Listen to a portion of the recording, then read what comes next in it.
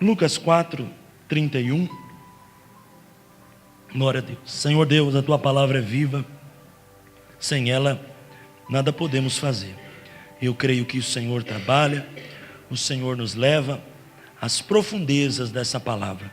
Te agradeço por esta manhã, por este mês, pelo mês de junho que está se aproximando, nosso terceiro ano que completamos aqui. Obrigado, meu Deus, porque toda a honra e toda a glória é tua. Nós somos teu povo. O teu propósito neste lugar é o teu. Nós queremos apenas dizer: eis-nos aqui para cumprir todo o propósito do Senhor. Abençoa, Senhor, nossas crianças, nossos adolescentes, os jovens, os casais dessa igreja, as famílias, Pai, em todos os âmbitos. Que haja a bênção do Senhor e que essa palavra nos traga entendimento e crescimento espiritual, para a glória, honra do teu nome, em nome de Jesus. Versículo 31. E desceu a Cafarnaum, cidade da Galileia, e o ensinava nos sábados, e admiravam a sua doutrina, porque a sua palavra era com autoridade. Eu quero meditar nesse tema, palavra com autoridade. Palavra com autoridade é diferente de só palavra. Só palavras são palavras jogadas ao vento. Só palavra são palavras que faz a gente gastar a nossa voz, faz a gente se esforçar, faz a gente buscar o melhor argumento, mas é só palavra. Jesus, quando andava, ele falava a palavra com autoridade. Isso foi um sinal que a gente leu. As pessoas admiravam-se da sua doutrina. A vida espiritual de Jesus era um espelho. E é interessante que a Bíblia nos chama também de reflexo, espelho, reflexo da glória de Deus. Ou seja, a nossa vida tem que ser também para manifestar a glória de Deus. As pessoas andavam e viam Jesus ensinando no sábado. Espera aí, hoje é dia disso? Não, mas se ele está fazendo, uns acreditaram. Se ele está fazendo, outros desceram a lenha. Todavia, todos admiravam da sua doutrina. Irmãos, há uma diferença entre doutrina e vento de doutrina. A palavra de Deus diz que nós temos que tomar cuidado com o vento de doutrina, Efésios 4,14, com as astúcias que nos induzem ao erro. Isso é muito sério. Vento de doutrina é movimento, é aquilo que tira a gente do propósito de Deus, que é só coisa criada por homem. Doutrina é algo criado por Deus. Não existe vida espiritual sem doutrina. As pessoas têm que olhar para você e entender e enxergar o Daniel antes de Cristo e o Daniel depois de Cristo. Fruto do quê? De uma doutrina. Porque o Daniel fazia algo e não faz mais. O irmão enchia a cara, não enche mais. O irmão mentia, o outro não mente mais. Porque Cristo em nós é esperança. Cristo em nós, irmãos, ceia, mostra que Cristo nos revela a mudança de vida.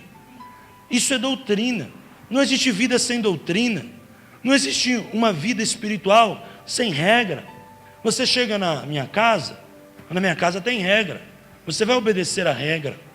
Eu chego na tua casa, a tua casa tem regra, eu vou obedecer a regra. Se você vem de uma família oriental, eu sempre uso esse exemplo, e ao lado da tua entrada da casa ali tem um raquezinho para pôr o sapato, eu tenho que entrar na sua casa do quê? De meia ou descalço, porque existe uma regra.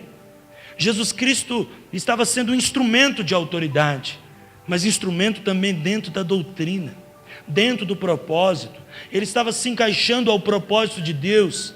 Hoje nós vivemos um evangelho onde as pessoas elas querem o evangelho das boas novas, elas querem o evangelho do milagre, mas não querem pagar o preço. Evangelho é boas novas, evangelho, querido, é milagre, mas evangelho também é renúncia. Evangelho também é pagar preço, é chorar, é lutar, é se esforçar, é visitar, é pleitear a causa do órfão, a causa da viúva, é orar pelas pessoas. Nós não podemos querer um evangelho sem cruz, não existe isso. Na cruz foi vertido o sangue. Muitas vezes nós queremos a consequência do que aconteceu na cruz, mas nós não queremos pagar o preço de negligenciar a nossa vontade para que a vontade de Deus possa ser estabelecida. E esse texto é claro. Ele falava com autoridade e as pessoas admiravam a sua doutrina. Ou seja, não é aquele que fala, mas não vive o que fala. é aquele que fala e vive o que fala, é aquele que prega e vive o que prega, é aquele que canta e vive o que canta, é aquele que ora e vive o que ora, é aquele que consagra e vive o que consagra. Ele muda de vida. Admiravam. Sabe, eu vejo para a minha vida e para a tua vida nessa manhã de ceia, existe um espelho. E nós temos que olhar para dentro de nós, porque a Bíblia, ao falar da ceia, diz lá: examine-se, pois, o homem a si mesmo, e assim coma deste pão e beba deste cálice. Uma ceia sem reflexão é um pão e um suco que você pode tomar na tua casa. Você pode pegar o pão francês, arrancar o miolo, tomar um suco, assistindo televisão, você não precisa nem orar. A reflexão nos faz olhar como espelho a nossa vida, identificar se estamos vivendo uma vida doutrinária, uma vida correta, uma vida íntegra, uma vida que se torna padrão. Tito 2,7 diz lá que vocês sejam um padrão de boas obras. Paulo fala a Timóteo que você seja um padrão de fé. Que nós possamos ser padrão para este mundo, irmãos. O mundo tem que olhar para mim e para você e entender que nós somos padrão. As pessoas, elas não podem olhar e dizer: ser crente igual você é eu nunca vou ser. Ser crente igual você, que põe as pessoas debaixo do pé, que pisa nas pessoas, que maltrata o próximo, que agride a mulher, que grita com o filho, que maltrata todo mundo, que mente, que engana, que falsifica, que tem duas vidas, que não tem vida com Deus. Ser crente igual você, olha a expressão que as pessoas usam: até o diabo é. Nós precisamos ser padrão. Jesus Cristo dizia palavras com autoridade. Jesus Cristo foi admirado por sua vida, por sua doutrina, pelo seu propósito. Em determinado momento, aos 12 anos dos seus pais, ali, ao subirem a Jerusalém, em determinado momento veio que o menino não volta. E desesperado procuram e sobem de novo a Jerusalém. Onde o menino estava? No templo, junto com os doutores, argumentando a respeito de tantas coisas. O menino tinha doutrina. O menino tinha doutrina. Sabe, irmãos, muitas vezes eu vejo crianças sem doutrina. Doutrina começa em casa, irmão. Filhos sem doutrina. Crianças que vêm para a igreja, lá na igreja, na tua casa, ele pula no sofá. Aqui não, meu irmão. Aqui tem doutrina. Põe a doutrina na tua casa. Na minha casa eu não comia Danone a hora que eu podia. Eu comia Danone quando tinha, e quando minha mãe falava: agora você pode comer. Não é assim? Ou o Anthony sai comendo o que ele quer na hora que ele quer. Não, tem doutrina, a casa tem doutrina, a casa tem regra. Jesus Cristo foi cheio do Espírito, mas tinha doutrina. Irmãos, o Evangelho é o Evangelho porque ele tem princípio, irmãos. E sabe o que as pessoas estão procurando hoje? Fica tranquilo, não é você, é os que não vieram. Movimento. Sabe o que é movimento? Movimento. Aquilo que não tem doutrina, aquilo que é fácil, aquilo que não confronta, aquilo que não mexe com caráter, aquilo que não mostra que você tem que ser um marido melhor. O movimento vai dizer assim: seja o marido que você é, o importante é que você esteja envolvido. Não, você tem que estar envolvido, mas você tem que ser um marido melhor. Parar de gritar com a tua esposa, parar de bater a porta do carro, parar de quebrar tudo, parar de xingar, parar de cuspir, parar de ser um violento no teu lar. Você tem que ser uma esposa que transforma a tua vida, que vem nas tardes com Deus, que vem no MGV, que participa do dia da beleza missionária, mas não volta da porta para fora e continua igual. Nós temos que ser padrão. Nós temos que ser padrão. Eu vejo isso no centro de recuperação, Flávio. Nós muitas vezes vemos a pessoa num culto, a gente não conhece a pessoa. Lá no centro de recuperação eles levantam a mão, sapateia. Você vai lá no culto, parece que é o maior crente da história. Aí você vai lá, Fernando, de segunda-feira, na hora que o cara tem que carpir a horta, e cai uma ferramenta no pé dele, na hora que a mistura não é o que ele queria, na hora que ele tem que levantar 5 horas para orar, na hora que ele tem que desintoxicar, aí você vê quem é o cara, as cobras e lagartos que saem da boca dele. Nós somos, irmãos, cristãos. Cristãos, Dani, quer dizer mini-cristos, discípulos de Cristo. As pessoas não vão ver a Cristo, vão ver você. vão ver a mim e dizer: se você é um cristão, eu quero ser igual a você. Se você é um homem de Deus, uma mulher de Deus, você é um padrão, eu quero ser igual a você, eu quero ter esta vida, eu quero ser legal, eu quero ter uma vida harmoniosa, eu quero ser uma pessoa gostosa de conviver. Porque muitas vezes, irmãos, eu vejo os ímpios muito mais alegres do que muito crente. Parece que o evangelho virou uma depressão para você. Parece que o evangelho te obriga a chupar um limão todo dia de manhã e outro dia à noite, sem suco, sem nada. Agora eu sou de Cristo. Parece aquele Rodela da televisão, sabe o Rodela? Agora eu sou de Cristo. Você está endemoniado. Sabe, irmãos, o evangelho nos faz ser melhores. O evangelho nos faz crescer. O evangelho nos faz amadurecer. O evangelho, irmãos, eu acho que ele não é apenas bom humor, porque a vida cristã tem deserto, mas o deserto nos ensina que nós temos que passar por ele com sabedoria, com alegria, louvando o nome do Senhor, engrandecendo o seu nome, profetizando no meio do vale de ossos secos, crendo que os sinais seguirão aqueles que creem. O cristão tem que mudar de vida. Peraí, o cristão chega na igreja, ele chega para Jesus, ele está lá com cara de rodela, mas o Senhor vai desgrudando o beiço do nariz, vai abrindo o olho dele, vai tirando aquela ruga, vai fazendo ele ficar mais bonito. Sabe, tem muita gente aqui que eu conheço que é muito mais bonito hoje do que quando eu conheci. O Flávio, seu Zé. Olha, irmãos, eu não gosto de homem, mas eles são mais bonitos do que quando eu conheci. Sabe, irmãos, tem irmãos que vêm para Jesus e continua com cara amarga, com cara amarrada. Sabe quando você chupa aquela fruta? O evangelho não pode ser assim. O evangelho tem que ser tão prazeroso quando você come aquele pudim gostoso, que você passa a colher assim, você põe na boca, você não precisa nem mastigar, ele dissolve na tua boca. O evangelho muda a vida das pessoas. O evangelho é crescimento. Ah não, depois que eu fui para Jesus, pastor, eu ando mais triste. Vixe, que evangelho é esse? Depois que eu fui para Jesus, pastor, a luta parece que aumentou. Aí esse é o evangelho. Por quê? Porque antes você estava em cima do muro. E o muro é do diabo, sabia disso? O diabo não fica preocupado com quem está em cima do muro. Se pedir dúvida é dele. A tua vida começou a ter luta quando você aceitou a Cristo. Que bom, porque você pulou do muro para o lado certo. E agora o alvo é você. O diabo ele vai fazer tudo para paralisar a tua vida, para destruir a tua vida, porque ele sabe que você está no caminho certo. Antes você estava no caminho errado. Antes você não mexia no mundo espiritual. Antes você não parecia com nada, não lembrava ninguém. Antes você era um zero à esquerda. Antes você não precisava ter batalha espiritual. Por quê? Você estava em cima do muro, você estava ali. Sabe quando você é pequeno, você quer andar assim? Aí você cai, você fica assim, você estava assim. Ou você estava do lado de lá. Mas quando você veio para Cristo, a vida começou a mudar. Aí começou as batalhas. Por que começou a batalha? Porque você agora tem palavra de autoridade. Agora não é mais palavra como comecei a pregar, lançada ao vento. Agora se tornou o quê?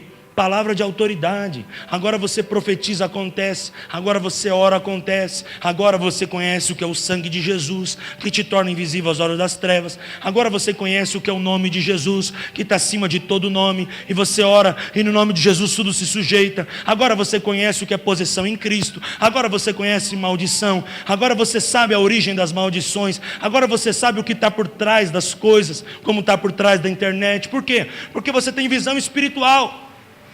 E quando eu e você temos visão espiritual, muda as coisas. As sutilezas não se tornam mais sutilezas. Claro, ele vai continuar, como disse quinta-feira, mandando seus enviados. Mas a forma da gente entender muda. Por quê? Porque a gente começa a discernir. Olha o segredo, irmãos, do evangelho com autoridade. Discernir as coisas espirituais. Tanto que na continuação do texto, muitas pessoas começaram a descer além em Jesus, mas muitos endemoniados, molestos ali, começaram a ser libertos e olharam para ele dizendo: eu vejo que tu és o Santo de Deus. A mudança que está em mim e você, a mudança que o evangelho proporciona, a mudança que Jesus nos dá, a mudança do antes e o depois, a mudança, isso fala do quê? Fala de autoridade. A autoridade nos traz mudança. Autoridade, ela quer dizer poder delegado. O poder está delegado sobre a tua vida para determinar coisas espirituais no dia de hoje. E a cada dia dizer: Senhor, eu creio, como foi pregado aqui no início. Eu não sei se eu vou passar pelo fogo ou não, mas se eu passar, o fogo não me queimará. Eu não sei se eu vou passar pela água ou não, mas eu sei que as águas não me submergirão. Por quê? Porque está escrito lá: eu te escolhi. O Senhor te escolheu. E o Senhor não prometeu que tudo seria fácil, mas Ele prometeu que estaria conosco todos os dias, até a consumação do século.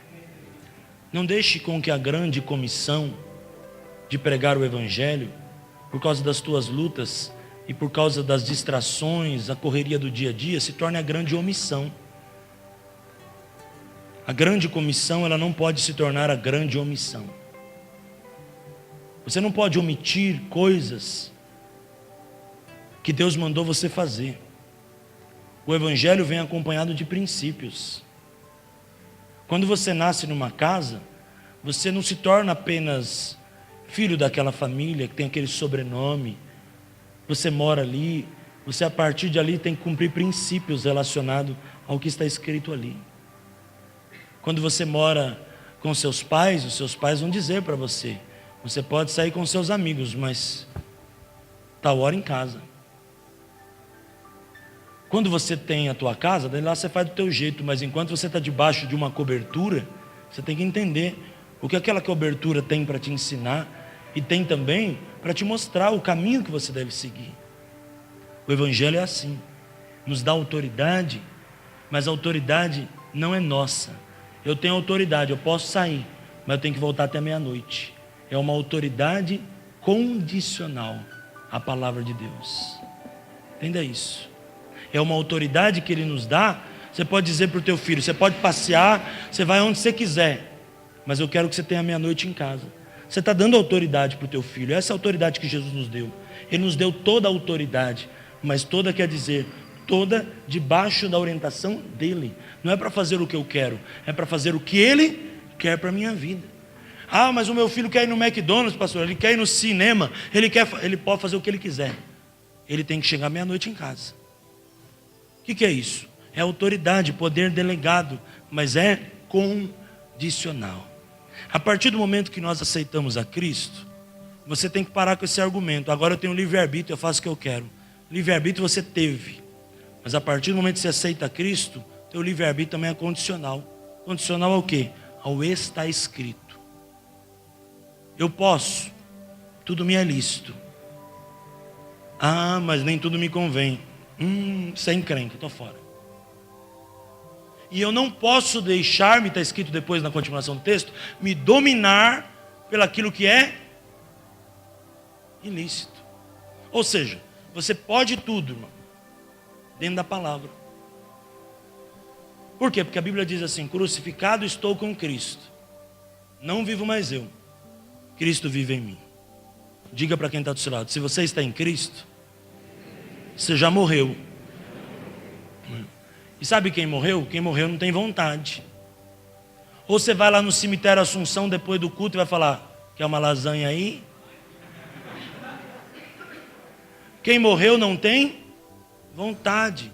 Ah, pastor, mas eu tenho vontade porque eu continuo tendo uma alma.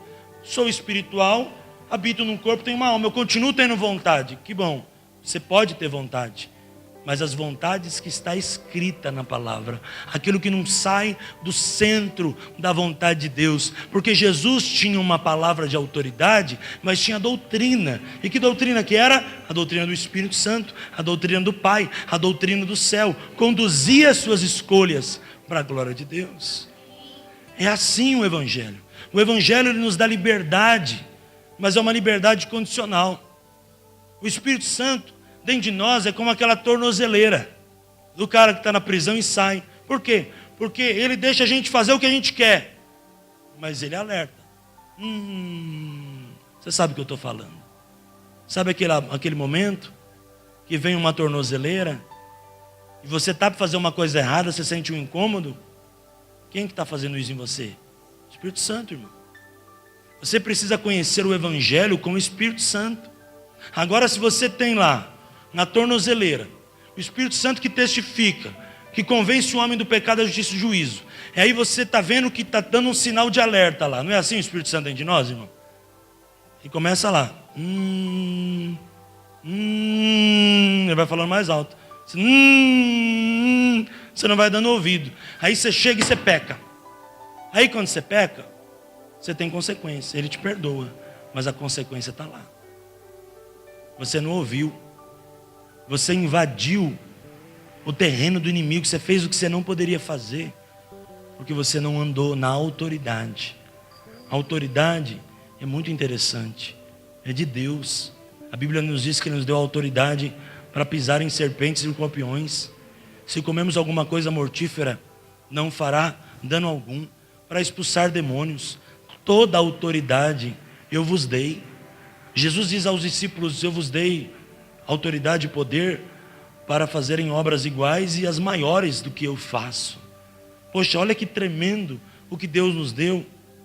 Mas é uma autoridade no nome de Jesus. É uma autoridade no nome de Jesus. É como uma procuração. Você já pegou a procuração de alguém? Ou já deu uma procuração para alguém? Aquela pessoa, ela pode te representar, mas para aquilo que está escrito na procuração, ela não pode fazer tudo o que ela quer em teu nome. A procuração vai determinar, a palavra de Deus é a nossa procuração, o tipo e o nível de autoridade espiritual que nós vamos ter. Preste atenção. Por quê? Porque nós temos a autoridade, nós temos o poder, mas nós temos que lembrar que a soberania e a ampla suficiência vem dele. Quantas vezes você já não orou por alguém e aquele alguém morreu? Se você tivesse toda a autoridade mesmo, não teria levantado? Não teria curado? É para mostrar que nós temos toda a autoridade, mas a soberania, a palavra final vem dele. A gente, irmãos, pode pegar um caso de uma criança com leucemia. Poxa, isso é muito triste. Você vai no hospital do câncer, você entra para visitar alguém lá, você sai assim, chorando igual uma criança. E aí você pega a igreja, pode orar. Deus mandou a igreja orar. Nós temos que orar, porque o nosso papel é orar enquanto a vida é esperança. E vamos orar, vamos orar, vamos orar. Vamos fazer jejum, vamos fazer uma campanha para ajudar, para levantar pessoas. Muita coisa nós vamos fazer.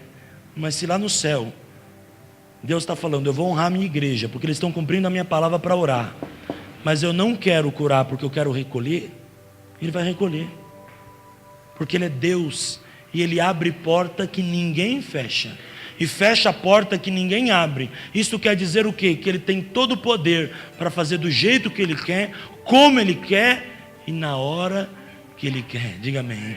Deus tem todo o poder. Nosso papel, Gledson, é orar. Nosso papel é jejuar. Nosso papel é clamar. Nosso papel é fazer o que temos que fazer, o que está ao nosso alcance. Eclesiastes: faça tudo conforme a tua força. Vamos fazer, vamos dar o melhor, mas a palavra final vem dele. Ele tem todo o poder. Ele estabelece coisas no mundo espiritual. A palavra de Deus diz que Ele tem poder para estabelecer e remover reis na hora que Ele quer. Ah, mas Deus poderia, pastor, dar um jeitinho nesse governo. Deus pode. Por que Ele não fez? Porque ainda Ele não quer.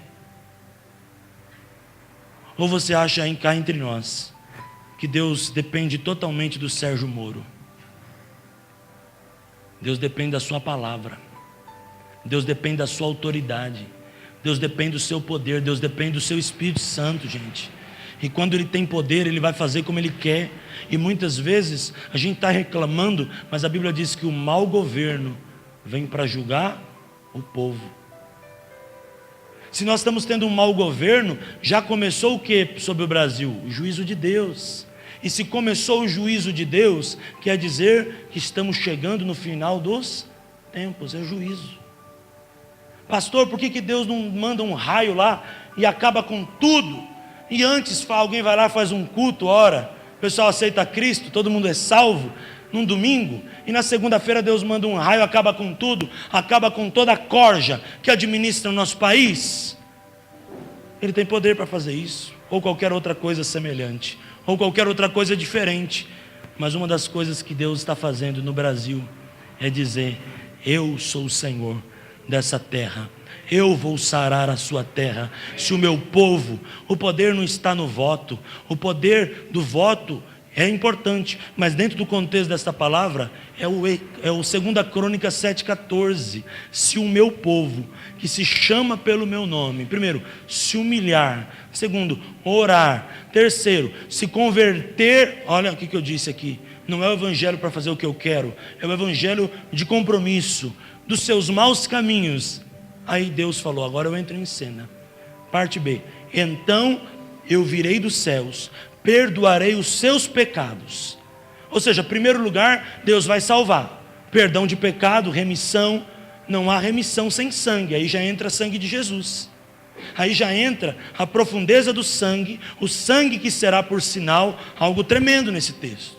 E depois ele diz ainda ali, eu virei, perdoarei os seus pecados e sararei a sua terra.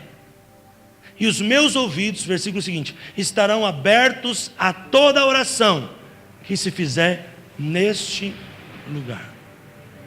Irmãos, esse texto é maravilhoso, diga amém por isso. Mas esse texto tem um contexto. Vamos analisar o contexto? Quando foi escrito isso? Quando Salomão edificou o templo. Eu quero ter o evangelho. Não existe evangelho sem cobertura espiritual. Não existe 2 Crônicas 7, 14 e 15 se você não está debaixo de cobertura espiritual. Não existe. Porque o que está escrito é para o contexto de algo que Deus iria fazer quando o povo de Deus estivesse reunido. O que quer dizer povo de Deus reunido? Eclésia, Assembleia dos Santos, comunhão dos santos, de dentro para fora. E o que esses movimentos para-eclesiásticos muitos estão pregando hoje? Não precisa mais na igreja. Deus está em todo lugar. O evangelho não é bem assim. Vem como estás. Ou seja, eles estão tirando textos de fora do contexto. Aí está o perigo, irmão. Jesus pregava com autoridade, mas com doutrina. Jesus pregava com poder, mas com doutrina. Nós vamos viver 2 Crônicas 7,14 na nossa casa, diga amém. Nos nossos filhos, diz amém. Nosso casamento vai ser uma bênção. Tudo vai ser tremendo. Mas se nós estivermos dentro do contexto. Todo texto está enquadrado num contexto. A Bíblia é fácil de entender. Não adianta eu pegar um texto fora do contexto e dizer, não, agora eu vou defender o meu pretexto, porque eu tenho base bíblica, pastor. A Bíblia não muda. A Bíblia não tem como você pegar parte dela, você tem que comer ela inteira. Você tem que comer ela no começo, você tem que comer ela ao fim. A palavra autoridade está relacionada a tantas coisas. Já estou terminando a pregação, mas está relacionada ao quê? Cobertura espiritual. Cobertura espiritual. Quando você está debaixo de uma cobertura espiritual, tudo muda. Por quê? Porque você está debaixo do contexto.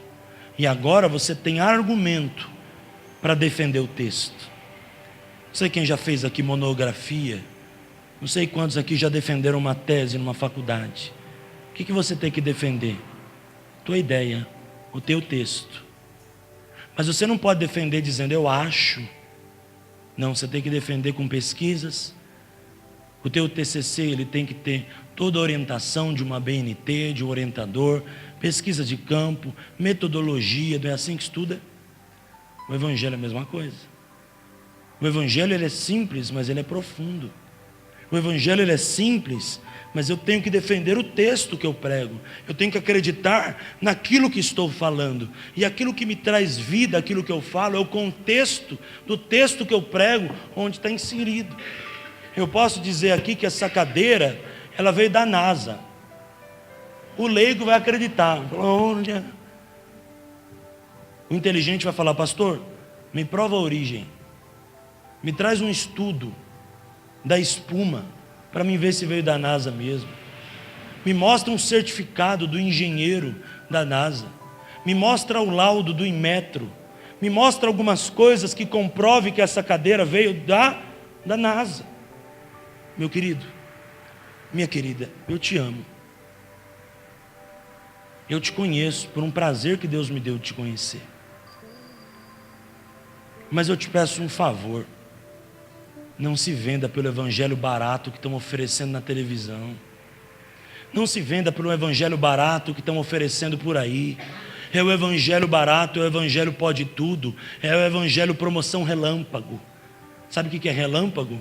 Muita gente já morreu por causa de relâmpago, hein? Ah, vem aqui, faz do jeito que você quer. Promoção, esse mês, dízimo 5%. Venha, não, meu irmão, o evangelho é venha, como estás, mas não é permaneça, é mudança de vida. Você chama a tua filha Maíra para conversar, você chama a Natália para conversar, você chama o Danilo para conversar, ele pode vir como ele está, mas qual é a ideia da conversa? A partir de agora você tem que mudar. Eu te amo, mas não aceito a tua conduta, quero que você mude de vida, porque o evangelho não é barato, o evangelho foi pago um preço de sangue. Jesus deu a vida, irmãos, deu a vida, por um suco, não, por uma igreja, que entende que é lavada e remida no sangue do Cordeiro. Por isso que quando a gente toma a ceia, a ceia, qualquer lugar é ceia, eu entendo isso, mas aqui na Luz do Senhor nós temos uma visão. Nós compramos o pão e compramos o suco concentrado, não é suco diluído, porque aquilo que representa o que Jesus fez para mim e para você tem que ser o melhor. Jesus nos deu uma vida para algo melhor. Por isso eu te digo, irmão, você tem uma vida espiritual para viver. Você tem anos da tua vida para viver, você tem sonhos para conquistar, e minha palavra como pastor é: seja abençoado, e tudo que você for para fazer, Deus te abençoe, te prospere, libere rios de águas vivas sobre ti, que os seus caminhos sejam abençoados, que os caminhos possam fluir de uma forma poderosa, mas não se venda para um evangelho barato, que é o evangelho do suco diluído, é o evangelho da porta larga, é o evangelho que tudo pode, é o evangelho que não gera mudança de vida. O evangelho que eu creio é de mudança de vida. O evangelho que eu prego, que cantamos, é de mudança de vida. O evangelho de Jesus é de mudança de vida, porque a Bíblia diz que onde ele passava, os endemoniados eram libertos, os coxos eram curados, o paralítico andava, como paralítico do contexto aqui de Cafarnaum. Ele desce para Cafarnaum, lugar onde morava, lugar onde vivia, lugar onde tudo era rotineiro, mas Jesus não deixava o rotineiro se tornar velho, o rotineiro se renovava a cada dia, aleluia. Quantas vezes você não leu na tua Bíblia ou na minha, e Jesus desceu a Cafarnaum, toda vez que ele chega, um milagre novo acontece. Porque o evangelho não é barato, o evangelho é de Jesus, e o que é de Jesus se renova, tem novidade. Por isso que a palavra evangelho quer dizer boas novas, boas notícias. E eu quero neste domingo profetizar boas notícias sobre a tua família, boa notícia sobre a tua casa, boa notícia sobre este tempo. Talvez você já olhou esse contexto, sentado numa cadeira azul, olhando um pastor falar. Você viveu esse contexto mês passado, quinta-feira, né? Você já viveu esse contexto, mas quando Jesus entra, ele pega aquilo que talvez pode ser rotineiro e renova a cada dia. Você veio aqui hoje para sentar à mesa. Há uma mesa preparada, há um banquete preparado aqui para mim e para você. Você veio aqui hoje para receber um batismo de renovo, um batismo de fortalecimento da tua fé, um batismo do Senhor, de autoridade. Então, se você estava tendo só palavra, não, eu quero ter palavra com autoridade. Se eu quero ter palavra de autoridade, Isaac, eu preciso estar na doutrina, eu preciso crescer, eu preciso me empenhar em buscar mais a Deus. Isso é maravilhoso. Quanto mais eu conheço a Deus, mais eu me torno forte, mais a verdade me liberta, mais Deus me aviva, mais as coisas ficam gostosas, mais eu sou abençoado. O conhecimento nos aproxima da colheita. A palavra de Deus diz: conheçamos e prossigamos em conhecer o Senhor. Como a alva, a sua vinda é certa e virá como chuva serôdia que rega. Se vai regar porque já foi plantado, e se vai regar porque vai colher. Toma posse. Mês de maio será um mês de colheita sobre a tua vida, que rega a terra. Sabe o que é terra? É o de que eu falei, 2 Crônicas 7,14. Sararei a sua terra. O Brasil será sarado. Esse mês vai ser boas notícias para o Brasil. Esse mês vai ser uma boa notícia para todos aqueles que creem no nome de Jesus sobre a tua casa. Quero declarar: vai ser um mês abençoado, vai ser um mês tremendo, vai ser um mês poderoso, vai ser um mês frutífero, mês de novidade. Jesus disse ali naquele texto: preparem a terra. Não, Jesus, aos discípulos, não, ainda não é tempo de colheita, não. Jesus não estava olhando a terra com a palavra comum, com a palavra de autoridade. Disse para os discípulos: podem ir colher, porque os campos já estão brancos para a ceifa. Jesus mudou a história da terra, porque a palavra dele tinha autoridade, até sobre a colheita ele mudou o período. Imagine você plantar hoje algo que é para colher daqui a um ano. Deus fala: não, eu quero que você colhe em 3 meses. Deus tem poder para isso. Por quê? Porque nele está o poder da palavra. Hebreus 3, tudo subsiste pelo poder da sua palavra, tudo é sustentado pelo poder da sua palavra, né? Colossenses 2, tudo subsiste pelo poder da sua palavra. Isaías 55:11, a sua palavra não volta vazia. O que ela tem? Poder para transformar. Ela é palavra. O que Deus falou através dos profetas? Assim diz o Senhor. O que é assim diz o Senhor? Palavra. A palavra tem todo o poder. Salmo 119, 105, lâmpada para os meus pés é a tua e luz para o meu caminho. Tremendo. Hebreus 4:12, porque a palavra de Deus é viva e eficaz, é mais penetrante do que espada de 2 gumes, ao ponto de dividir juntas e medulas, alma e espírito. E o que termina lá? Aí fala para mim e para você principalmente, é apta para discernir os pensamentos e intenções do coração. A palavra tem poder. Haja luz e houve luz. O Deus que criou tudo, Dani, pelo poder da palavra, tem poder hoje para transformar o seu cativeiro, a sua luta, a sua dificuldade em terra de colheita. Deus é poderoso para trazer água ao tiro na terra seca. Deus é poderoso para abrir a porta. E Ele diz que eu já abri, Senhor, mas as portas da minha vida estão fechadas. Mas o segredo não está nas portas de emprego, na porta do dinheiro, na porta que eu quero que Ele abra. Está na pilon. Sabe o que é pilon do grego? Verdade, revelação, mudança.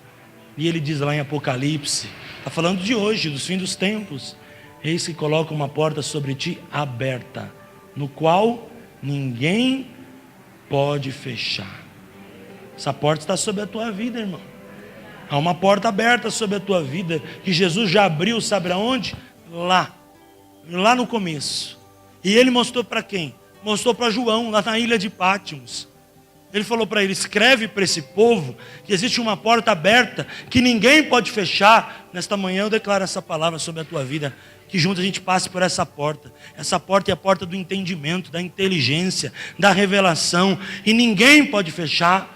Ah, mas o demônio está tentando. Ninguém é ninguém, irmãos. Ninguém é o que é? É artigo indefinido? Você que é professor de português? Artigo indefinido, o que é? Alguma coisa indefinida. Ninguém, está indefinido. Ninguém pode fechar. Sabe o que quer dizer isso? Quer dizer que Deus está trabalhando pela igreja, Luz do Senhor, em Santo André, pelas suas famílias, pelo seu povo. E Deus está trabalhando pelas tuas emoções e te diz nesta manhã: não temas, porque eu sou contigo. Amém?